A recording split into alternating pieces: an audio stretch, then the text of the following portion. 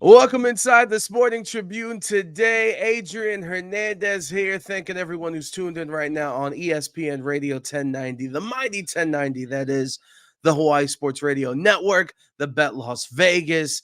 And for those joining us visually, Believe TV, Fubu TV, and all of our streaming services, like I said, Sporting Tribune today, Adrian Hernandez, different office, different space that I'm doing the show. Matter of fact, we are live here from Disney World, much to the dismay of my family who is off camera, who wanted me to just enjoy my vacation fully. I couldn't do it. We're in football season.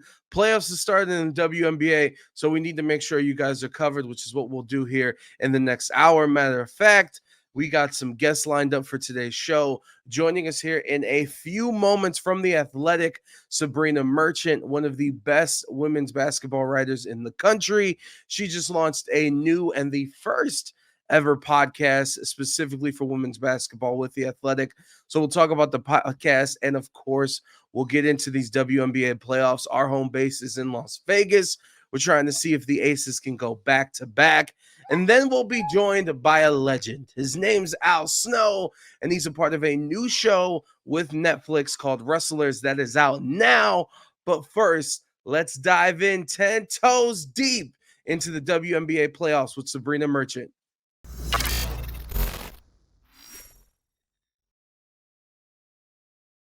I said she was joining us 60 seconds ago, and thanks to the power of the internet, she is here joining us from The Athletic on the day that the WNBA playoffs have officially started. Sabreena Merchant is joining us, writes about women's basketball for The Athletic, and also the newly launched Athletics Women's Basketball Show. Sabreena, happy playoff day. Yeah, happy playoffs. Excited for this all to get going. Yeah, so just to let everybody know, we're recording this on Wednesday, the first day of the playoffs. This will come out on Friday as some of these first round games and game ones are underway. But before we get to any of that, I told Sabreena, like, hey, I'm sorry, we have to record this early. I'm on the East Coast. I'm not in Vegas. I'm at Disney World. And she seemed very excited that I was at Disney. So this is where we're gonna start. First and foremost, what's your first Disney memory? So I've only ever been to Disneyland. I'm an LA native, born and raised. I probably went to Disneyland once or twice a year, every year when I was a kid. So they've kind of all blended together. But I vividly remember the first time I was not chicken enough to go on a roller coaster when I was 8 years old. And I finally Let's went on Space go. Mountain with my dad and my brother, as opposed to just hanging out with my mom on the other side of the park. And that was a game changer. It was. Yeah, I usually chill by the Pizza Planet right next door. Okay. So your favorite ride? Uh, so I'm pretty sure it's still Space Mountain, but a Yes. close second would be in California Adventure. I love Goofy's Sky School. Facts. There it is. Yeah. Pixar Pier. All right. So I'm gonna just let you know Disneyland is much better than Disney World. I'm only gonna say that once because I am in Disney property right now. And I love all of it. But let's get to some basketball now. And before we get into the playoffs, I kind of just want to get your thoughts on this season and kind of like what's the thing that sticks out to you in terms of the regular season. I know one of the big things, obviously Brittany Griner's return, the 40 game season, so the increase of the 4 games in the regular season. But to you, what sticks out the most? Just that the Aces and the Liberty really lived up to it. We've been talking about them since February because of all of the additions, Candace Parker and Alicia Clark on Las Vegas' side, and then Courtney Vandersloot, Jonquil Jones, Brianna Stewart on New York side. And you see a lot of these super teams, they take some time to come together on the men's side, or, they flame out because of personality differences or whatnot. And these women they made it happen, right? Like the Aces were one of the very best basketball teams I'd ever seen when Candace Parker played. And even when she was injured, they still managed to finish the season with the number one offense and the number one defense. And then you look at New York, right on their tail, number two offense, number two defense, beat them twice in the regular season and once in the Commissioner's Cup. Like, this is what we were promised in February, and ooh, I hope we get this in the finals. And I'm so glad you used that term super teams because we're gonna get to that here in a bit. To close out some of these regular season questions, though, I'd be remiss if I didn't ask you about this three-headed MVP race that most people have. Where are you leaning towards? Where are you going with this? So I'm very fortunate. I got to have an MVP vote this year, just like last year. And Wait, last year, Sabrina, before I let yeah. you, before sorry to cut you off, just to let you Mhm. know, we do air in Las Vegas. I don't want to change the answer. Just want to let you know. Go ahead. Oh, don't worry. Last year, I actually voted for Brianna Stewart when she was on the Seattle Storm, and it was a very tough decision between that and Asia Wilson on Las Vegas. Asia obviously ended up winning. This year, third, candidate enters the fray with Alyssa Thomas. I actually kind of thought it was very similar to the 2017 MVP race with in the NBA with Russell Westbrook, Kawhi Leonard, and James Harden. I Hmm. ended up going with Asia this year. Uh, and just so much more efficient than she was last year. I think the Aces incredibly, like even though they built this super team because Candace Parker was out, because Raquana Williams is unavailable, seems like they had to do more with less. They only lost 6 games all year. They lost 10 games last year when there were 6 fewer games. That win percentage is freaking fantastic. Like only 4 teams in WNBA history have ever finished with a better win percentage than the Aces did this year. And Asia was the center of it all, like literally, figuratively. She's the energy hub of the Aces. She's their metronome, the consistent piece. Like just watching her on a day-to-day basis, it seemed very clear to me that it was Asia Wilson. No, 100%. She also should be on the cover of NBA 2K24, but that's neither here nor there. Just my opinion. I'm Let's get also on. fine with people who actually play video games on the cover. So like if you want to put Ryan Howard on the NBA 2K cover, like I think that's a great choice. So, am I being? I think some people are caught off guard, because like with this decision specifically, with Sabrina Mhm. being on the cover, I completely understand. I understand what they're doing because of the 24 and the Kobe, Of like that's course. what they're trying to do. But sometimes I get like very PO'd with certain things when it comes to awards and like video game covers, because in my head, I'm thinking like as a kid myself, like looking back when I see these awards, when I see people who are on the cover. I kind of think they tell the story of the league to a certain respect, and it's kind of like looking back at history. So it was just baffling to me that the champion, like the face of the league, wasn't on the cover, and I went on a rant. People have heard it. Let's get Yeah. to the playoffs. So this is Friday. Some of the game ones have already started, and some of the other game ones, the rest of them will start later tonight as this airs. As you look at these first round matchups, I'm kind of very intrigued by the Liberty going up against the Mystics, and not just because of the way the season finale ended, but for you, what's the one matchup that you're going to make sure you don't miss a second of? I mean, that's the one. It's New York, Washington. What's so interesting to me is I expected, the 3-6 and the 4-5 to be the ones that I was really paying attention to because New York and Vegas have been so good all year. And then you give New York, I think, the best team in the bottom half of the bracket. And you give Vegas a Chicago team that, yeah, they finished with the eighth best record in the league, but like Chicago covered in all 3 games they played against Vegas this year. And yeah, Vegas gets some like monumental spreads when they play because they're such a good team. But those 3 guards are no joke. Like Kalia Copper is one of the toughest covers in the WNBA. Marina Mabry, Courtney Williams, like they're just freaking flamethrowers. They can get hot at a moment's notice. That's a lot of offensive firepower for Vegas to have to deal with. And I know Vegas can score with the best of them. They, very best offense in the league, very best offense in WNBA history. Actually, they just edged out the 2019 Washington Mystics on the final day of the season. So it's not that I think that either of these teams are going to not get out of the first round, but like these are not the easiest hands they could have been dealt. Yeah, no, 100%. And just going fully into the Aces, I'm going to be honest. Towards the end of the season, it wasn't just that they lost to the Liberty in those couple games, and then the Commissioner's Cup as well.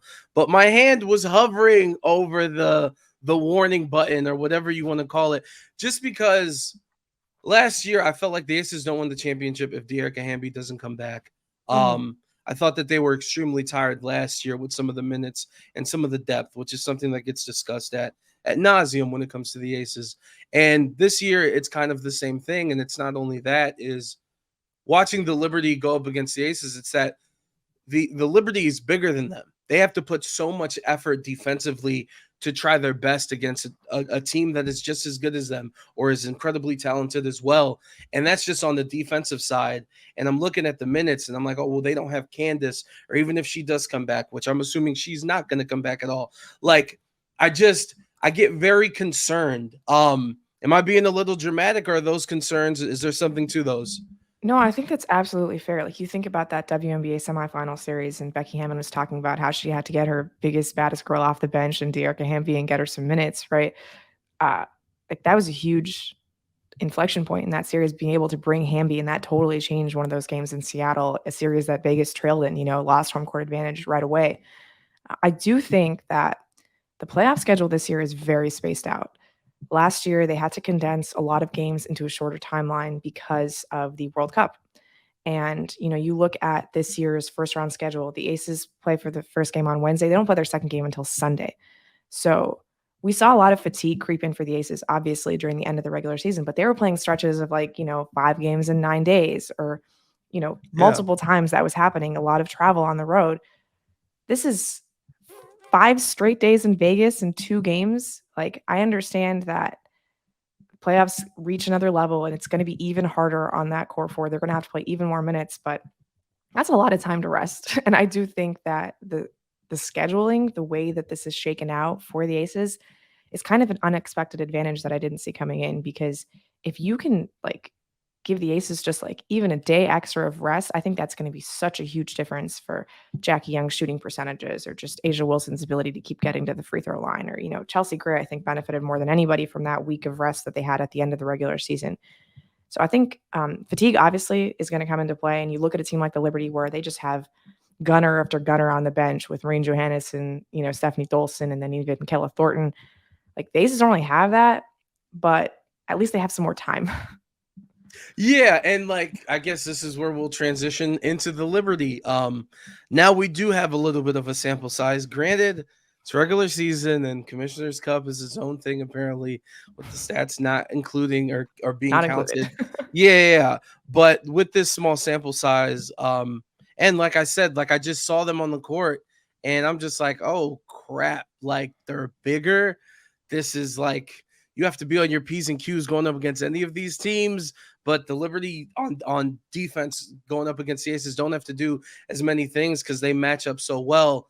With this small sample size, number one, is this all leading to the inevitable of a Liberty Aces finals, in your opinion? And number two, if the number one question is yes, it is, how do you see this matchup playing out?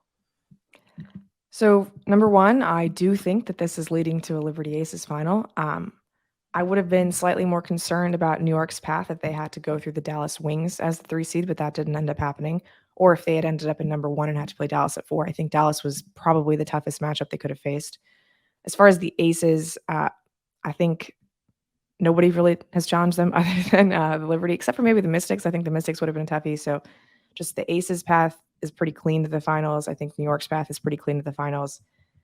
And again, far and away the two best teams are in the regular season, top 2 in offense, top 2 in defense. Or actually didn't finish top 2 in defense. Connecticut ended up edging out New York, but net rating wise, top 2 in both categories. If we get to the finals, at the start of the season, I picked the Liberty to win it all. And the reason for that is because I've watched a lot of Brianna Stewart over the past 10 years of her basketball career. And the thing with Stewie is she just wins all the time. And the fact that she hasn't won a WNBA title since 2020, and the fact that she lost to Asia Wilson in last year's postseason, just made me think that it was going to be one of those balancing acts where, Asia got her 1 year. This time Stewie comes back and gets her. That's how I saw it coming in.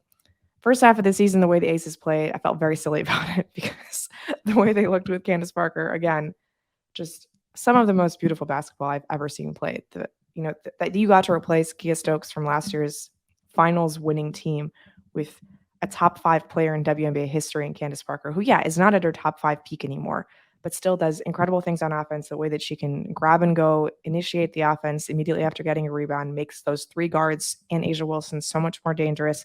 Defensively, allows the Aces to do so many different things with her versatility. She and Asia can swap between the 4 and the 5. They can switch, all of these possibilities. And then, of course, Candace gets hurt.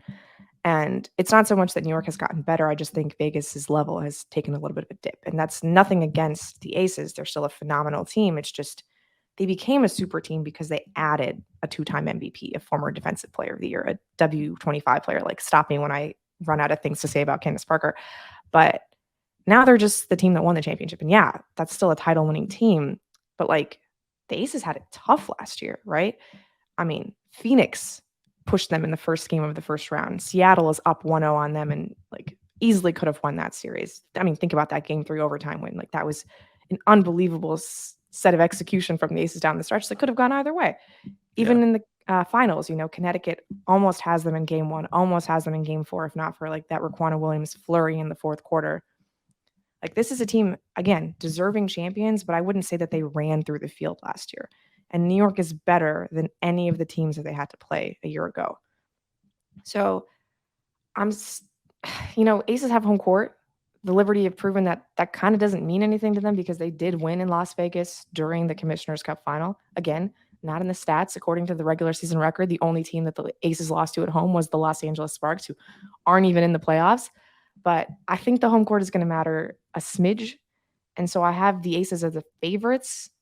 If you like gun to my head asking me to pick, I think I would take the Liberty, but it's so close. I would not be surprised either way. I'm very curious. I don't know the reasoning, and I should, living here in Vegas, why some of these games have been at T-Mobile Arena, which for those that don't know that are listening, where the Aces play Michelob Ultra Arena attached to Mandalay Bay is 10,000. T-Mobile Arena is where the Golden Knights play. That's 17,000. Mm-hmm. I feel like game 1 will be at T-Mobile Arena as well. Mm-hmm.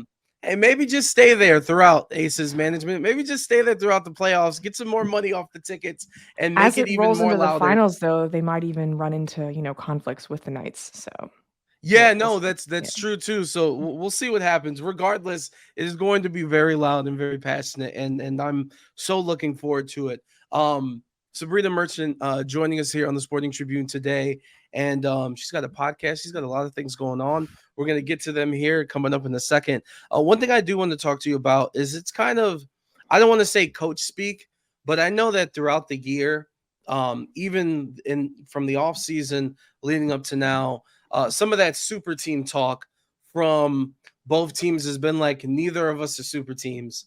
Like, that's just them being the quarterback at the press conference after the game, not giving anybody anything, because this is what this is. Like, in my opinion, this is the Warriors against the Cavs in the finals with Kyrie and Kevin and LeBron versus Steph, Clay, and Dre. Like, this is what this is, right?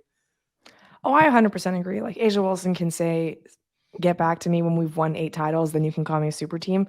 But when you assemble a starting lineup full of all-stars with multiple former MVPs, multiple players who were all WNBA first team last year, like there's just no other word for it. You are a super team. Like I appreciate that they're trying to temper expectations and pay respect to all of the teams of the past. Like, yeah, New York, I can see not wanting to call themselves a super team because they literally haven't won together. But just because they haven't won together, like Sloot, champion, probably could have been finals MVP in 2021. Stewie, 2-time champion, 2-time finals MVP. Jonquil Jones, former MVP. Like, you put this kind of talent together that there's only one way to describe it, right? Like, I filled out my old WNBA teams. I think 6 of the top 10 are from these 2 teams. Like that's an insane consolidation of talent when there's still 10 other teams in the league. Yeah, no, it's crazy. And like, we hope everything plays out as it should to be able to see this on that stage. Before we get out of here, please talk about the new podcast. I know it's newly launched and where everyone can go check it out. Yeah, I'm so excited. We finally have a women's basketball podcast at The Athletic. It is called The Athletic Women's Basketball Show. We'll have episodes dropping twice a week on Tuesdays and Fridays. Tuesdays, you can expect more of a like what's happening in the league, game breakdown type of situation. Fridays, we're trying to get in more into the issues, the storylines off the court that are facing the W and women's college basketball once that season starts. I'd highly recommend going back to our episode that aired last Friday, which is about WNBA travel. The teams all have charter during the postseason, thank goodness, but it's still a worthwhile topic listening to as we head into a year where the WNBA can opt out of its current collective bargaining agreement, maybe make some changes to its travel, arrangement. Yeah, so make sure listen to that show. It's hosted by Zena Kada, myself, and Ben Pickman and Chantel Jennings of The Athletic will all be appearing on it regularly, and I think we're going to have a really good time there. Yeah, it is a good time. Go check them out. And Sabreena, as someone new in the space, less than 2 years covering the Aces, just want to say thank you for what you do and kind of being like a guide as how to do this and how to do this correctly and good. So thank you for joining us. Thank you so much for having me anytime. Once again, much love to Sabreena Merchant for joining us from The Athletic, and of course, with us being here in Las Vegas. Well, not right now because I'm at Disney World, but you get what I'm saying. Home base is Vegas throughout the WNBA playoffs as the Aces hopefully make a repeat push to win the title again. We will have full coverage, and you can check out that coverage not only here every Friday and throughout the weekend on Believe TV, Fubu TV, and all of our streaming services and everyone listening to us on the radio, but on social media as well at the Sporting Trib, from TikTok to X to Threads to Instagram. And oh, yeah, the sportingtribune.com. This is Adrian Hernandez. This is the Sporting Tribune today. Al Snow, the legend, joins us next.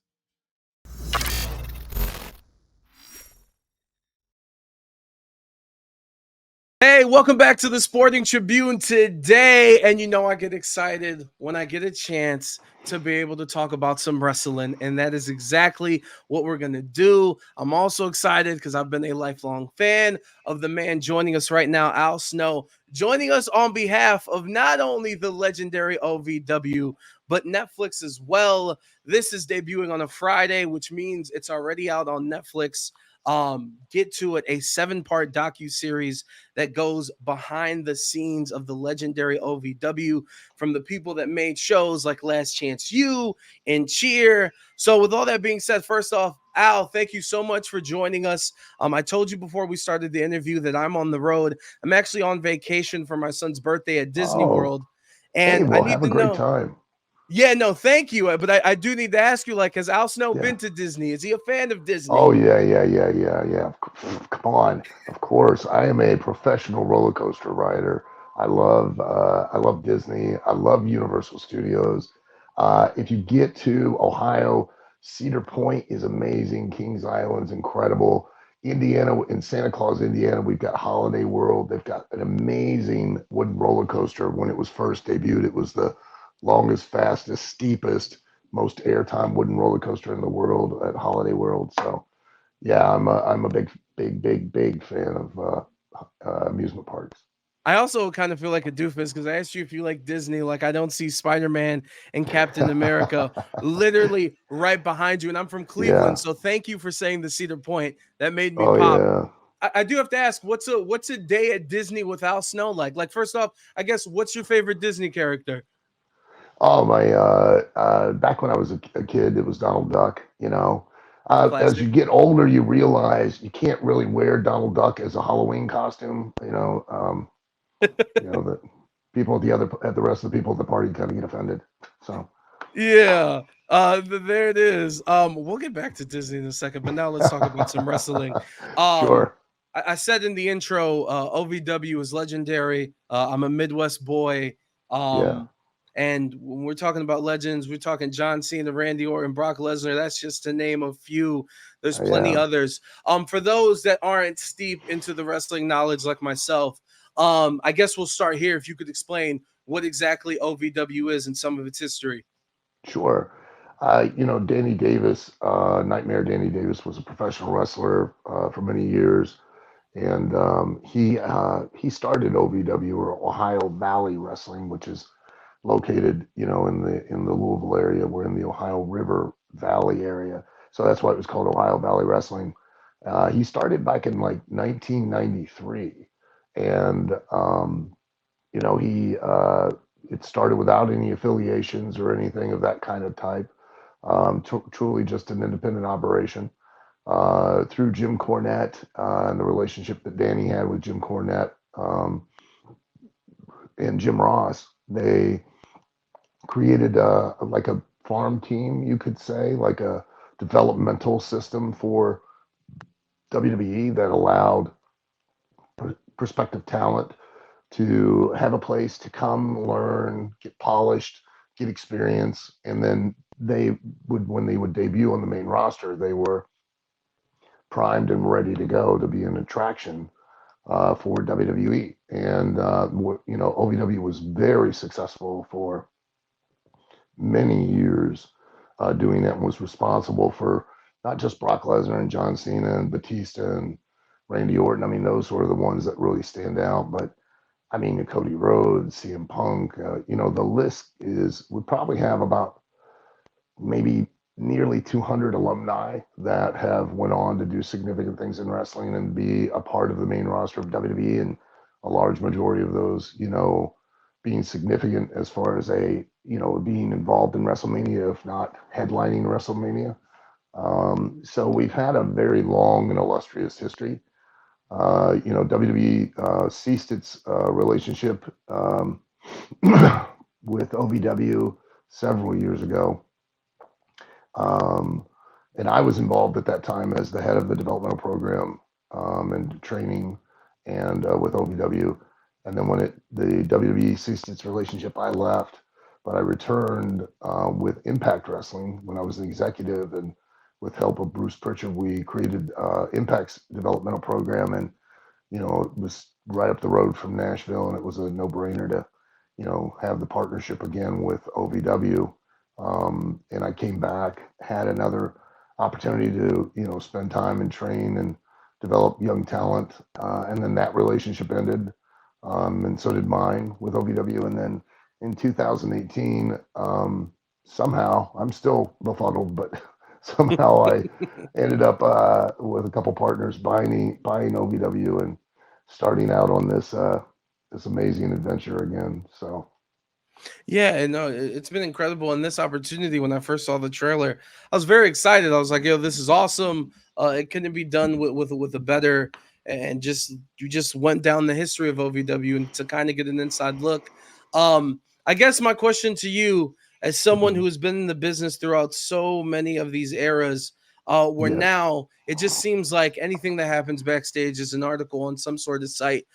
For you, when you were first approached to be like, "Look, they want to cover this, and they're not just a couple cameras at a show. Like, this is behind the scenes, behind the scenes." Was yeah. that a difficult thing, or was it more like, no, open the doors and come and see how the cake is made? No, it wasn't just, hey, come on in. No, I was pretty, I was pretty reticent. I mean, I was pretty, I was like really questioning and really wondering, if this should be done. My contention has always been, no matter what it is, the more familiar you are with something, the more contemptuous you become of it. And it's. I've said this on a couple other interviews. To me, pulling back the curtain, I know everybody wants that, but if you've ever watched, which who hasn't, The Wizard of Oz, the entire movie is magic and it's colorful, and there's no limits to it until you pull the curtain back and you find out there's this short, stubby old man, pulling twisting dials and pushing buttons and pulling chains, and that's all it really it was just a sham. It took all the magic away, and I was reluctant to do that. But then I've had my experience on Tough Enough that was similar, but not exactly the same, and certainly not nearly as open as we were here, and to the degree that we were.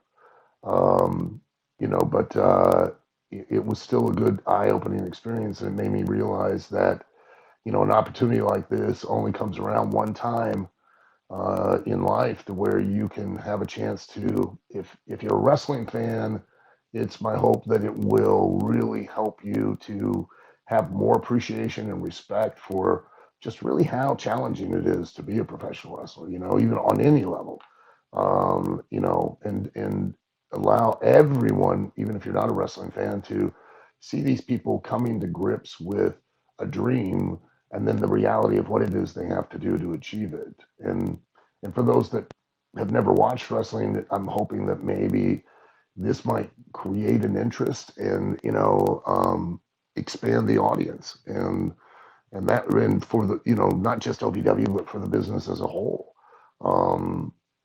And it's my hope too that by opening up like this, maybe it ceases this ridiculous trope of, oh, you watch wrestling, that's fake, or oh, that's just for lowbrow entertainment, when it's been my experience that there have been people from all walks of life that have been wrestling fans, and from deans of colleges that approach me at airports, to lawyers, doctors, musicians, entertainers, that are all wrestling fans and avid wrestling fans and appreciate it for what it is. And I hope that that increases that appreciation with people across all walks of life, because I really feel like historically wrestling has always been the redheaded stepchild of entertainment.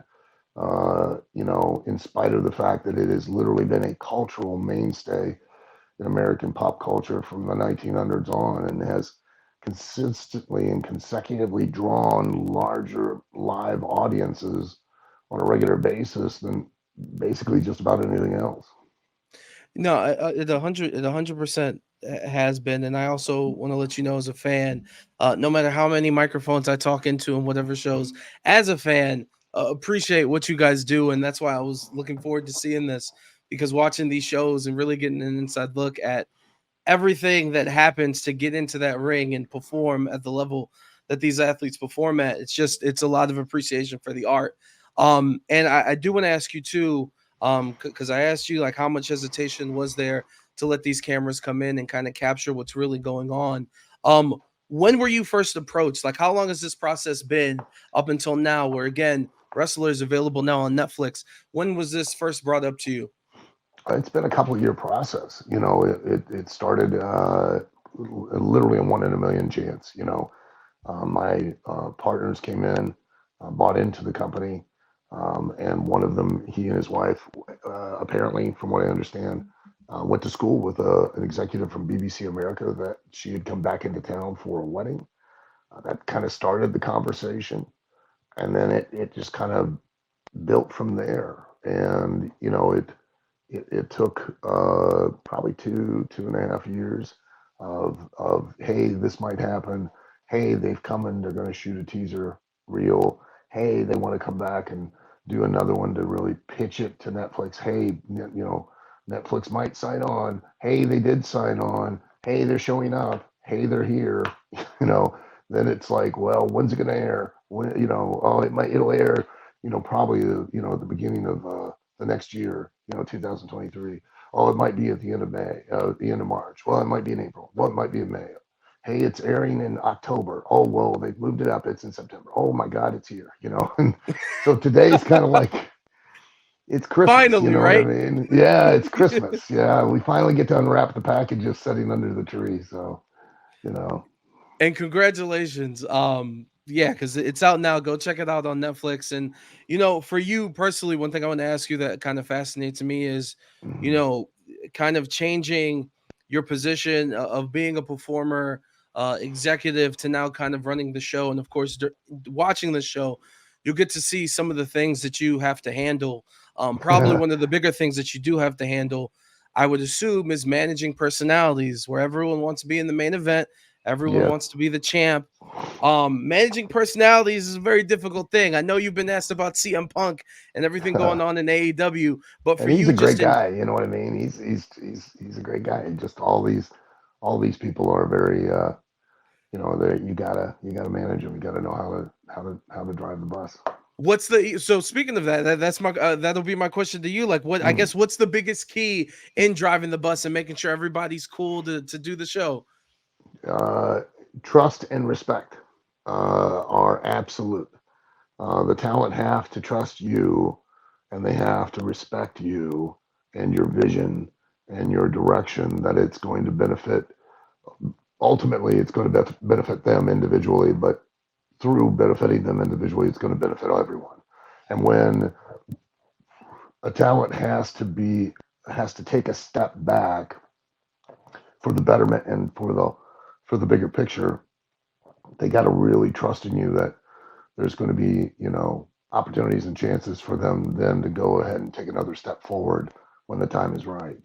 And I hope that I engender that trust and respect in the talent, because without it, there's no way you can operate. There's just no way. Al Snow joining us here on the Sporting Tribune today. Wrestlers out now on Netflix. Before we close this out with more Disney questions, I do want to ask you about the wrestling business today. You kind of brought up how it's been looked at as the redheaded stepchild and lowbrow entertainment. Yeah. I've been fortunate enough this year to be able to travel to a lot of shows, to Puerto Rico, to LA, to WrestleManias, all these big events. It Yeah, just seems that kind of, every form of entertainment is like a roller coaster. Everything's up and sure. down. Just seems the business is very hot. Earlier this week, the WWE is not owned by Vince McMahon as a majority owner. I didn't think Yeah, that would ever be possible. To be honest, I I thought the didn't man either. was going to outlive me. Yeah. And you see some of these sales and AEW and Wembley, just all of this stuff. Like, where do you see how the business is today? Where do you see it? I think it's great, and the business, is cyclical. I mean, it goes up and it goes down. And even back when we had regional territories, one territory would get hot and another would drop off. And, it's pretty normal, and pretty atypical.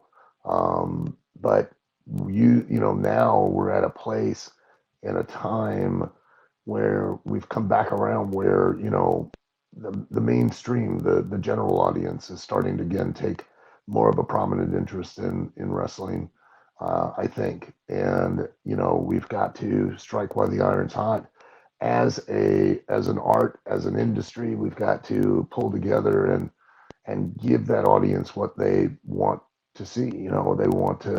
People just want to escape when it comes right down to it. People with, they got their families, and they got the bills, and especially these days. I mean, for God's sakes, it costs so much to live, and all they want to do is when they go somewhere to a movie or to a wrestling event or anything, they want to be able to forget all about that trouble. They want to forget that by buying the tickets that they did to go to the event, that now they're going to probably have to pay the power bill late.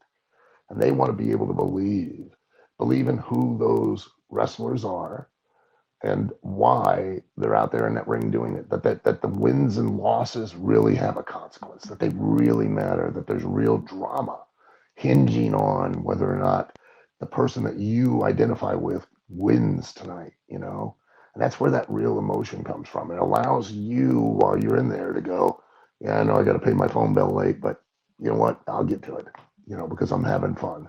And I endeavor to try to allow an audience to do that as much as possible. I like the way that you said endeavor, by the way. Very well put with everything going on. Before we get out of here, two questions. Sure. Two quick ones. This one's super important because I need you to think very, very hard on this one. When it Yeah. comes to just Disney parks, Yes. what's your favorite ride? I'd have to say Space Mountain. I love that ride. One time we were out in Anaheim, and Mick Foley and Scotty Tuhati and I, after the show, took off and went over to Disney. We got in, and we had a guest relations. It totally by chance. You know what I mean? Was the park Because closed or open? Or was it no, about to close? it was open, and we only had a couple hours to ride as much as we could ride, and we had this wonderful guest relations lady, because literally we go up and we try to, hey, we're with WWE, and because apparently one of the fireworks guys that was working at the event that we did in Anaheim at the pond worked for Disney. Said, I'll hook you guys up. So we went over. They weren't going to listen. So they call the guest relations people, right? The people that take like Michael Jackson and all that around. Yeah. And With the we're fancy standing jackets. there. We're standing there, right? And they're still not like, we're not getting over it at all. Then this kid comes running up out of nowhere, and he's like, oh my God, your house, no. Oh, he was freaking out. And he goes, I just got hit by a car, but I saw you, your house, no. And he just like goes running off. And just as the guest relations people walk up and see us, and then they go, oh, well, come on in. And, so they assumed that we were now big celebrities because this kid was freaking out about me. And took us on all the rides. And one of the rides that we went on, I think it was like 2, maybe 3 times, was Space Mountain. Now hold We on, hit they that had you one. guys waiting like outside by like the ticket information and stuff, or Yes. like, Yeah. oh, Yeah. that sounds like a commotion waiting to happen. Shout out to It that was, kid who's that now kid got me someone's over. father. Yeah, that kid got me over, man, and it got me into got us into Disney for free. So There it is. So Space Mountain, Mick yeah, Foley, Scotty yeah, Tuhati, and Al yeah, Snow. Wow, that is legendary. yeah. All right. We'll close out with this one then. Hmm. You have someone walking into your house for the first time, and Yes. you have to impress them. You Okay. have to impress them, and you can only show them one thing in your house. Could be the Yeah. yard, could be the garage, could be in the house or the backyard. What are you Yeah. showing them? Probably my collection of comic book statues and artwork that I have here in the office. Which one's one that you hold most dearly to your heart? I have I've got a piece of it's a pencil artwork. I don't know if I can really show it, but hold on, I'll show you. And Oh, it's snap. of the Joker, and I bought it, and it was, and I'll see if you can see it. Can you see that? Yes, yeah. Oh And my. what it is the artist took it and made it. It was a cover of Time magazine, where they had introduced 3D technology into movies, and they had that was was a cover from Time magazine, and then he put the Joker's face in, and all the audience like they'd been Joker gassed. So I think that's pretty awesome. So That's amazing. Well, listen, I don't know how many media and more interviews you got to do on your press run. I'm thankful to be a part of it, and I think I'm the only thank one that you. got a mini tour of the house, Al. You So, did, yes. so thank you, Al Thank Snow, you. joining us, the legend. Again, go check out Wrestlers 7-part docuseries on Netflix. Binge it, watch it weekly, whatever you need to do, but go watch it. OVW is legendary, and I'm looking forward to watching this show as I make my way back to the West Coast. But from Disney World, Al, we'll talk to you Yes. soon, my friend. All right. Thank you. Have a blast down there.